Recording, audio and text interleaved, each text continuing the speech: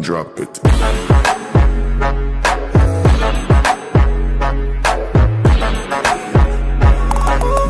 Welcome back. The passive income investors alike as I try and do the impossible, and that is justify Tesla's $1,128 share price hitting over $200 billion.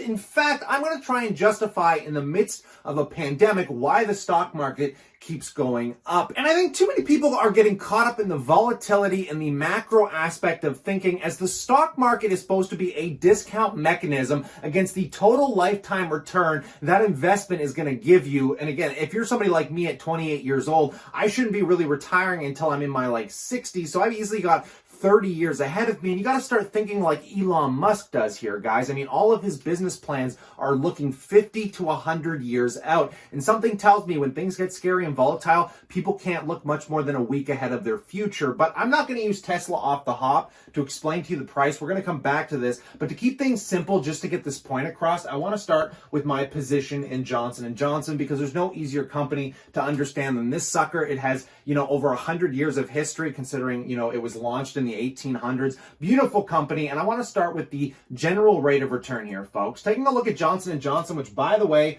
for some reason, Google decided that it was going to be worth 90 cents somewhere in 2020 here. And I don't know what it is. It's because StockTwitch glitched out the other day, maybe something related to the volatility. But nonetheless, I know this is fairly accurate. Over the last 5 years, Johnson & Johnson has had a capital rate of return of about 41%. And right now, the stock price is around 141 bucks. So first, if we take the 41% rate of return divided by the 5 years, that is an average return of 8.2% a year. Okay, pretty easy numbers, right? So if we take the $141 share price over a 30-year period at a growth rate of 8.2%, that means that the stock price for one share has the potential to be worth almost $1,500. Now, I'm not done yet, guys. We haven't even talked about the dividends here. So let's go take a look at the $4.04 per share dividend. If we kind of run the same math, we know that over a 5-year term, Johnson & Johnson's dividend growth rate is around 6.3%. If we take those numbers again, guys, so $4.04 for the dividend over a 30-year term is roughly at 6.3% is the annual growth rate. That means that the dividend is likely to go from $4 to $25. And we know that the whole historical past doesn't represent future returns, but at the end of the day, guys, this is what most investing is based on. And there's going to be some fluctuations in the market year over year, obviously, like we're seeing in this pandemic. But nonetheless, guys, let's take my personal investment using this math and see what it could potentially be worth by the time I'm 30 years older from now. So I'll be 58 years old. So first of all, taking a look at the Johnson & Johnson position, I have about $8,600 is the total value that it is worth in this very moment, folks. And if we go take a look and we do the 30-year at 8.6% capital rate of return, that means that by the time I'm 58 years old, this position could be worth over $100,000. And again, we're not done yet. What about the dividend? My current dividend on Johnson & Johnson is $246. And again, this is no tax, no withholding taxes. This isn't a registered retirement savings plan. But if we take that $246 and again, times it over 30 years by the 6.3% growth rate the dividend has had historically, we can see that I'm going to end up with an annual yield of $1,540. Not bad. You're going to get 100 grand in capital gains off an $8,000 investment. And then on top of that, my dividends paid out annually will be enough to pretty much cover a month's rent up here in Canada, because we're talking about US dollars here, guys, not Canadian. I mean, when this converts over, things are different here in Canada. What can I say? But nonetheless, guys, some pretty incredible stuff. Now, before we get back to the Tesla example, what about my personal financial independence, retire early journey goals here? If I said that in the correct lineup. Taking a look at my portfolio, as I told you guys, I want to be retired by the time I'm 35 or have the option to be financially independent, which just means I want all of my basic bills, talking about my rent, the roof over my head, my mortgage, whatever it is, or including some food on the table. I mean, that's the bare minimum, right? To make sure rent's paid for, food's on the table, and the lights are on. And I should be able to do that at my average rate of return I'm currently experiencing. Right now, my portfolio is worth about $160,000. And my goal is to add about $10,000 a year, roughly $800 to $1,000 a month, getting me to that $10,000 annually. And I am 28 years old. I need to be retired at 35, which means I have to do some real work here, guys. And knowing that my average rate of return is 15%, that is including capital gains, and dividends, so 15%, we times that out, I should end up in the next 5 years somewhere around $550,000. Now, that's not a huge amount of money if I'm being honest. It's not exactly retirement money, but if I continue getting a 4 to 5% dividend, that means that $550,000 is likely to be making me dividend income will be around $20,000, and that is not a luxurious lifestyle, but I'm hoping over the next 7 years I'm able to build up some really awesome businesses that essentially I would be able to live off the businesses. I mean, have fun, do what I love doing as business, but always know that I'm going to be able to afford to live, guys, because right now financial freedom and having the time to do what you want when you want is more important than, having a nice car and being $50,000 in debt, just in my humble opinion here. But let's take this example now back to Tesla, and how do we justify the markets and Tesla in general, because things seem a little crazy. Most people, when we're talking about Tesla stock, keep thinking about that it is a car company. And how is a car company that doesn't produce, a 15th of the amount of vehicles, say a Toyota or a GM or a Ford does, but somehow is worth more than most of them combined?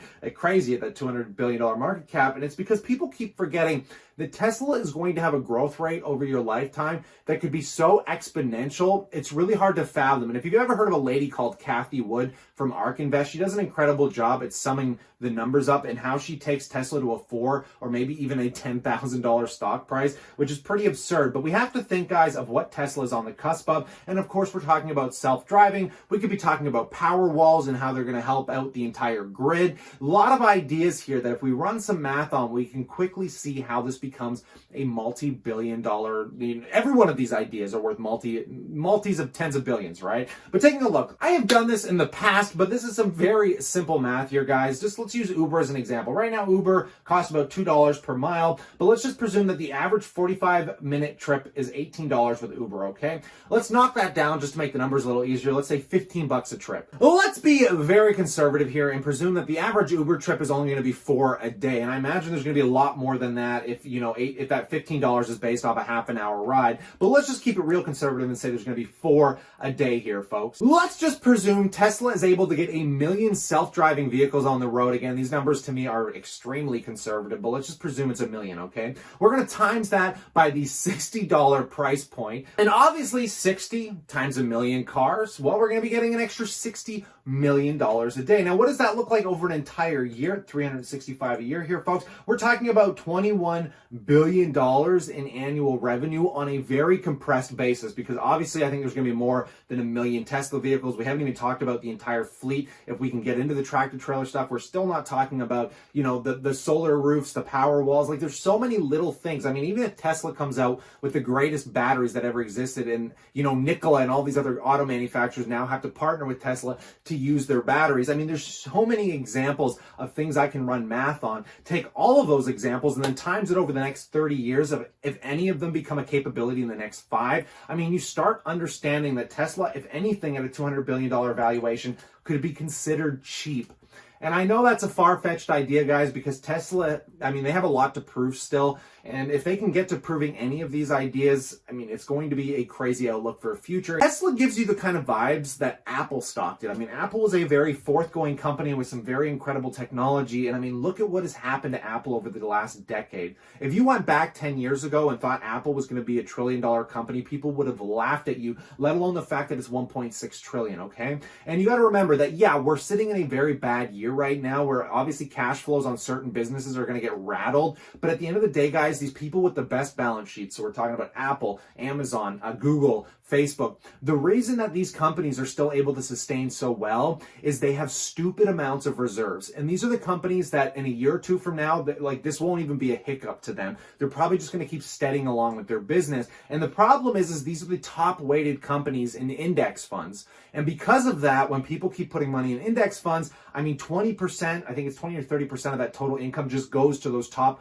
10 weighted companies. So at the end of the day, guys, conglomerates see and monopolies win, because nobody, and again, when you watch the Federal Reserve bail out companies like Walmart, Berkshire Hathaway buying up corporate bonds, taking on corporate debt, they're not taking on corporate debt for companies that are likely to go bankrupt. I mean, that's just the reality of it. So money will always flow to the better balance sheets. And again, guys, presuming you're looking at the total rate of return over 30 plus years, Like I said, guys, you got to be owning these companies and stop getting caught up in the macro volatility, and use the macro volatility as an opportunity to fast track your financial independence. As I keep telling you guys, that every time these markets take a very major dip, stop looking at your portfolio and getting worried, and realize that if you're picking these companies up on 20 to 30% discounts and things start to recover a year from now, your annualized rate of return, your compound rate of return, it becomes so much more exponential, which is something that I kept trying to hound everybody about when the markets took that major dip in March. And there were a lot of people that listened that took advantage that are now up massively. Now, unfortunately, the rest of us now are going to get stuck paying premiums to get into some of these stocks.